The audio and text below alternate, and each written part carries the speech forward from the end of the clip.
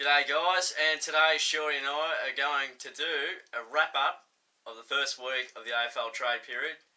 Mate, plenty of speculation, and there always is with trade week. Yeah. And it needs to be cut down to 1 week because I'm sick of this bullshit. 2 weeks, 2 weeks of negotiating and speculation. I'm not a huge fan of waiting that long, and I'm sure the AFL clubs aren't either. So Yeah, I know. It could certainly be condensed. Like, I think if they have that long, they'll just take that long.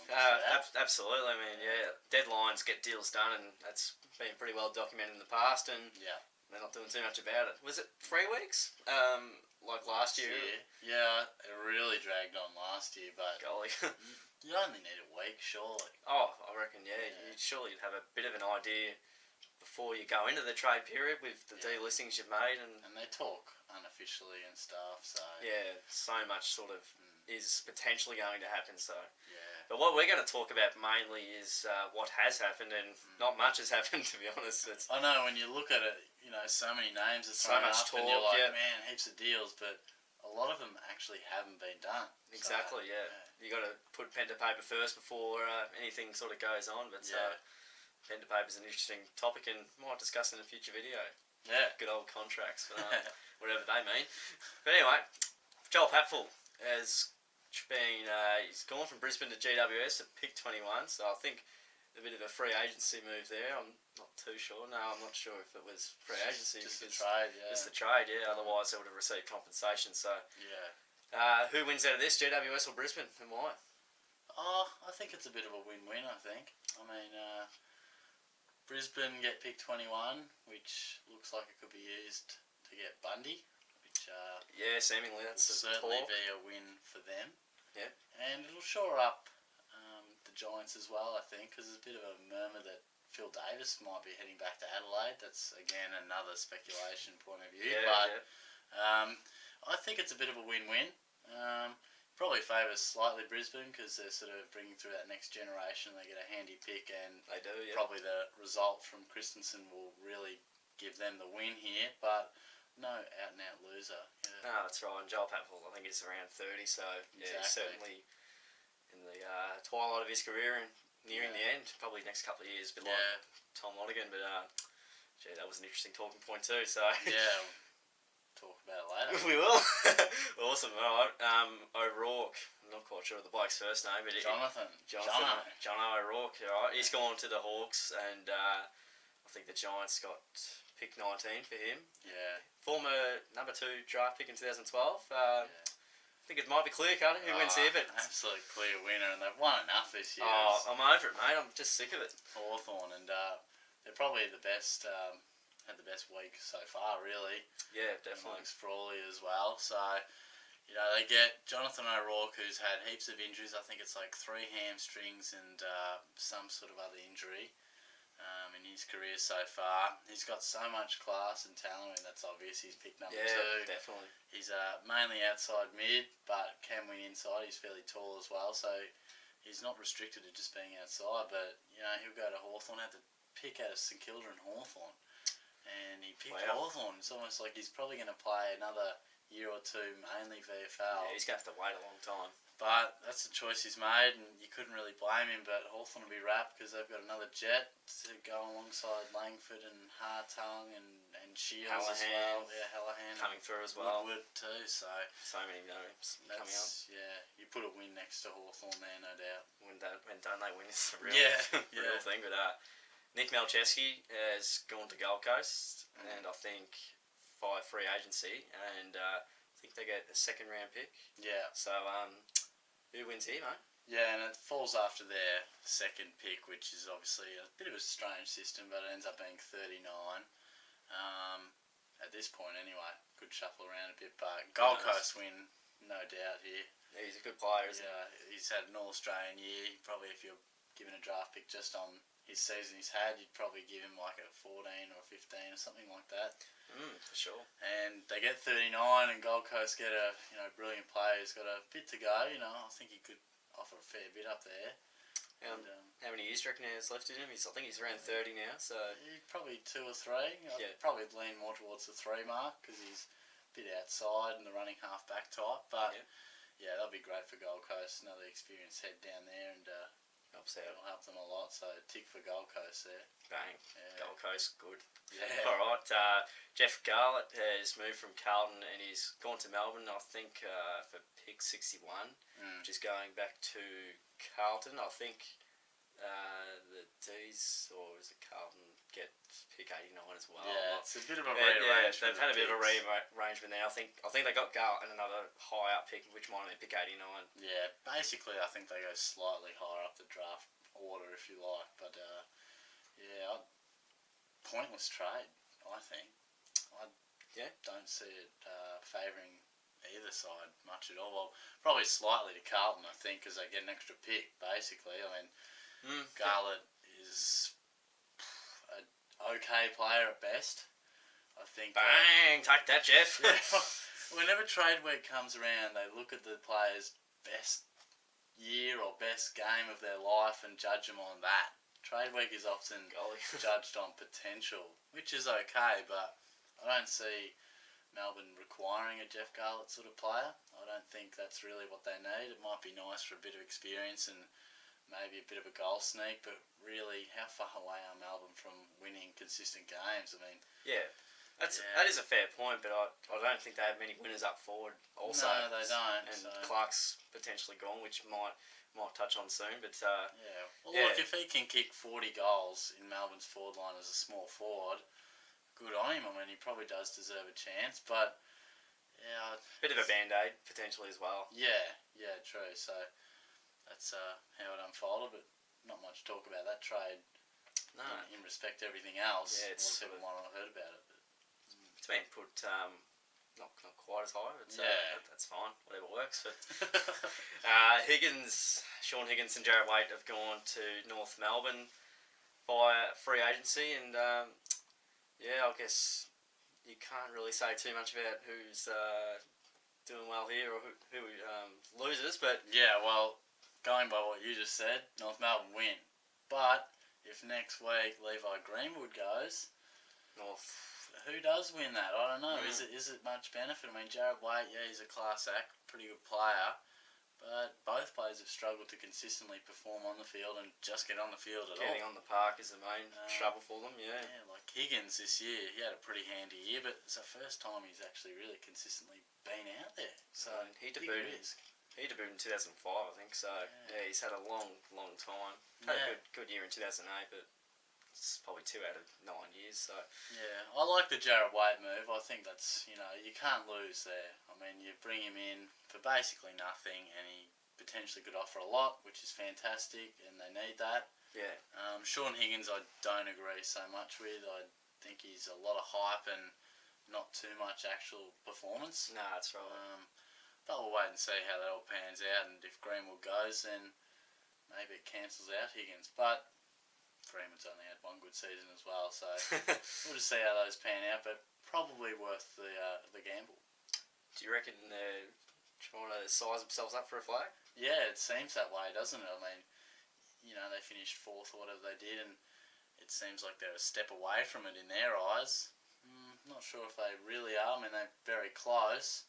I don't think they're a Jarrad Waite away from a premiership. I think they need a lot more to come from other avenues, but probably down back, because I think their midfield is pretty, looks pretty complimentary from all parts there. Plenty of players and plenty of depth when they play well. When their B graders are playing well, then they're just awesome and so tough to beat. Well, they're certainly very close. That's an obvious statement, isn't it? But I think it'll be more ways of them getting closer rather than just bringing in Jarrad Waite and Shaun Higgins.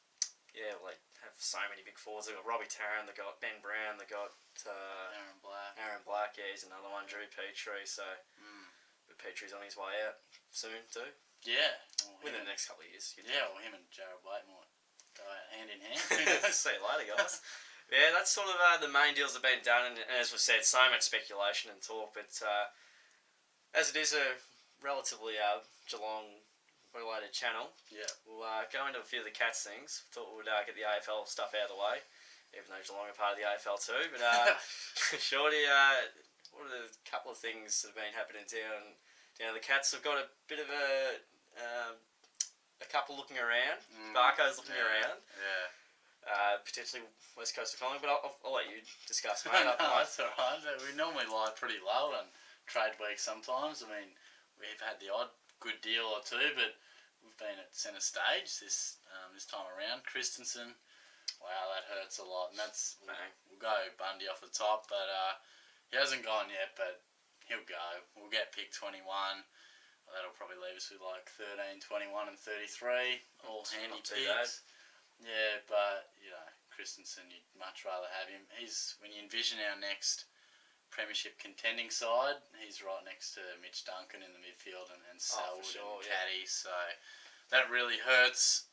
I think it's relationship-wise, family issues, which is, that's unfortunate that he has to leave the state for something like that, seemingly. Fresh start, but...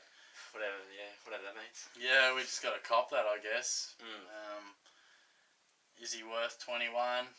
He's probably worth maybe 16, 17 or 18, but that's marginal and we can't change that, so we'll just take 21. Yeah, you sort of often mention about how players sort of, they're overall measured on their potential, not actually what they've done throughout their career. And if you want to give it more of a descriptive detail there, mate. Yeah, I guess Christensen, we probably look at him and go 200 gamer potentially, A-grade midfielder, next premiership player. But realistically, his career's been pretty good so far. But he's had decent. He's had a few injuries. He is a premiership player, but he's had a few injuries in that. I don't know how many games he's played exactly, but he probably doesn't warrant a top 10 pick or anything like that. No, so that's right. Disappointing to lose a guy. Like some Cats fans. won't name any names. Yeah, I've heard, but it sucks to lose him. But I think it's out of our control. It is, Yeah. Pretty clear cut. And Travis Varco is another one. It looks like it'll be a bit of a three-way deal. Lumumba to Melbourne, Clark to us, Varco to Collingwood potentially. What do you think about that one? Because we've been a bit of a harsh judge on Varco throughout, this year and most of the last couple of years. What do you reckon there? Well, he's great for pace. There's no question that. But I mean, when you really look at it, he's had 3 good games this year. I mean, we're going by the votes we gave him earlier in the year, and he had 2 ripping games towards the end of the year. So yeah, I mean, going by that, looks alright. Mitch Clark, we're pretty excited about what he could offer. Again, it's a bit of a band-aid, and we sort of think we're still in the mix, believe it or not. Like, even though we wrote ourselves off maybe after 2013, because we just didn't quite think we were good enough. Yeah. But, no, I mean, it'll be good to see him go to a degree, but... Yeah, I think it'll be good for him. I think he probably needs that new start. Yeah. A new voice, because... We've got the best out of him, I think. Yeah. But we don't know that until next year. Yeah, and a lot of people will be thinking, great, we'll get Clark, he'll be kicking 5 goals each week. We won't see his best form, if we ever do, until the second half of the year. Like, he's not the saviour. I mean, I hope he can overcome not only injuries, but the mental issues and that. But, it'll take it. They'll be very, very careful with him. For sure. Yeah. He'll just look like a big cotton ball, like cotton wool ball for most of the first half. But yeah, you did. We were having a bit of discussion. I think it was last night or something about it's basically the same as coming back from like a physical injury, like a knee reconstruction. You're definitely not the same player. Yeah. Having that sort of issue off field. Yeah, I just hope people don't have too high expectation of him. I think we both probably agree that a Mitch Clark into the side, a bit like Jared Waite, isn't going to excel us dramatically, but it'll help a lot. Yeah. Hawkins will probably play better football as well. But yeah, otherwise, Tom Lonergan was murmured. He got the offer. Yeah, it was scary. Yeah. 500,000 a year for 3 years. So yeah, not many people say no to 1.5 million. I mean, I was a bit scared about it, but at the same time, I thought he is a pretty loyal bloke, but he only played footy for about 15 years. Yeah. Even though Dustin Fletcher says stuff that. Yeah. For most footballers, but to have that security at 30 years of age and that money as a key defender, the only reason he didn't go was because McCartney resigned. Thank goodness that happened. It was just meant to be, I think, in the end. Yeah, so great for us. I mean, personally, I think Tom's probably only got 2 years left in him. Oh, yeah, definitely. Yeah. Yeah, that'll help us, considering imagine if we didn't get Frawley, which we didn't, but also lost Lonigan. That would have been a double whammy there. Yeah. Mitch Clark wouldn't have looked, as great in the overall scheme of things. So and a couple of big names that there's been lots of talk and plenty of controversy about. Ryan Griffin, Levi Greenwood, Dane Beams, and Paddy Ryder. Yeah. A couple of interesting little things going on there. Any thoughts? Yeah, I guess we sort of touched on Greenwood before, didn't we? Sort of linked with Collingwood. 4-year lucrative offer there, apparently. Yeah, could undo the free agents that they brought in and that. But yeah, Ryder, really, that's... Yeah, I feel for him and his wife and the kid, I think. Yeah, Essendon love hardball. Yeah, I know. Apparently they're the worst to deal with. Yeah, I've heard that too, so it's certainly showing, isn't it? Well, they just need to take it because Ryder's not going to stay. His manager said if they don't get the deal done, he's going to quit football. Yeah, it's sad that someone's mindset, probably loved the game his whole life and all this crap with Essendon's probably made him nearly hate it. Yeah, exactly. So that's where he's at. I think pick 16 or wherever it ends up falling for Port Adelaide. That was the offer. They might just have to take it just to get something. Sure. Yeah, and Beams, well, they set the deadline. Deadline's done, but I can still see it happening. I think that's both sides just playing a bit of hardball, being the tough guys. Oh, yeah. Bit of a bluff, yep. Yeah, Brisbane aren't going to give up a Hanley or a Redden. That's pretty clear. I heard that and I thought, that and pick 5, that is ridiculous. Yeah. That's like just a lose for Brisbane. Yeah, so pick 5... and whatever else it may be. I mean, 25. Pick 5 and 25, I think, has been documented on the table, and they don't think it's good enough. Yeah, it's so hard to read when picks are brought into it because you get the pick, but you make the pick whatever you want. I mean, it's in your own hands, so you only get the selection. You have to make a good player out of it, so it's very hard to read. But yeah, that's right. I think Collingwood should look to do something because if they don't, he'll probably just head out next year probably not play his best footy next year either. Yeah, you never want a bloke that doesn't want to be there. No. Otherwise, they're just not going to put in 100%, and why would you keep someone there? I mean, a few Collingwood fans on Facebook were pretty happy with him staying. Yeah. That's assuming that the deadline has been done, but again, there's still a week to go in the trade period. Has this time making the video. Yeah, and speaking of men not wanting to be there, Ryan Griffin just says, see you later, I'm going to Sydney. Yeah, it's big call. He obviously can't go to Sydney, but he'll probably go to GWS because I think Greater Western Sydney. Sydney can't trade, guys. It's for the next 2 years, is it? I think it might be. Oh, well, they can trade whenever they want as long as they give up the cost of living allowance. But yeah, they're not going to do that. No, they don't do a lot. Well, I think they have to basically. Well, they're going to want to trade at some point, surely. I mean, what is it, Tim Membry? I mean.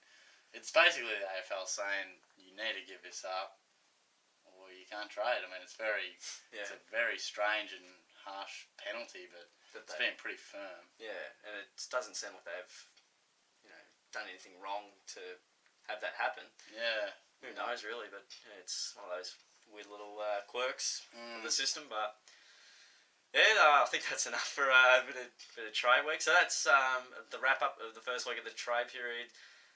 Yeah, so much speculation as there always is, and plenty of deals to be done in week 2. That's for sure. Yeah, it'll be frantic at some point, won't it? Yeah, I just feel like Thursday and Friday, everyone's going to be on the phone, just organising deals and doing all sorts of weird stuff. But it'll be an intriguing week, and can't wait for it to be over as well. So too much speculation. You just want stuff happening, and they love to go on just like us. So thanks for sticking around, and feel free to comment any thoughts you have on the trade period and maybe a bit of prediction on what might happen in the next week or so. So much is going to happen, so nothing wrong. Let us know. Let us know, and like the video if you enjoyed it. As I may have already said, I don't know because I've babbled on for 3 hours. Don't forget to subscribe to us as well, and we've got our Twitter accounts in the description below, and thank you for sticking around, and we'll see you all soon.